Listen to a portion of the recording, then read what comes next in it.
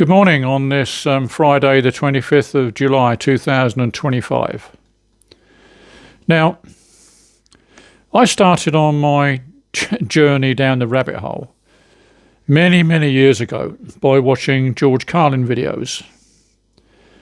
Now, George died in 2028, but his videos are still on YouTube and still very relevant and well worth a watch, because he knew the truth about how this world works.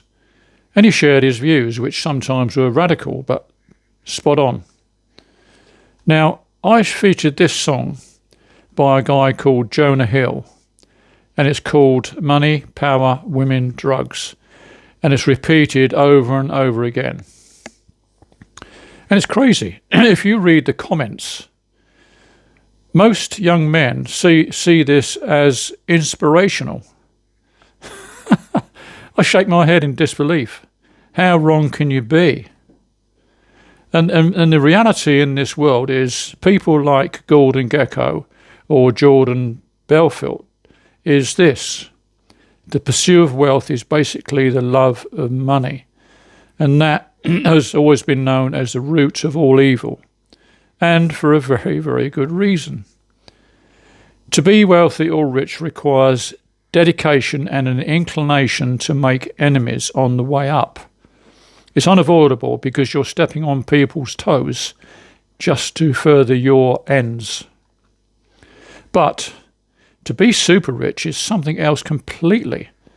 When those people sitting on vast fortunes can and do influence the whole of society by forming institutions that give vast amounts of money seen as philanthropy, but its actual fact is bribery in disguise. Just look up the Bill and Melinda Gates Foundation and who they influence. Oxbridge universities, newspapers, the BBC, hospitals, medical centres, even the WHO and the WEF.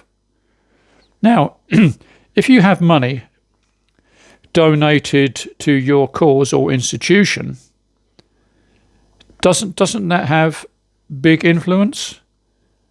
Are you going to bite the hand that feeds you? Of course you're not. You're going to be very careful what you say or do.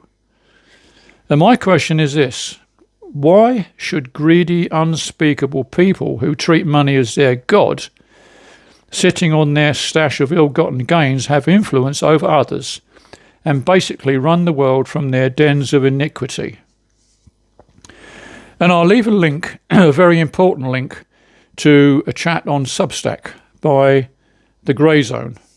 Superb site, which is basically Max Blumenthal and Aaron Mate, who I've mentioned before. And it's all about the semi-secret summer camp. That's a bit of a mouthful. The semi-secret summer camp for billionaires.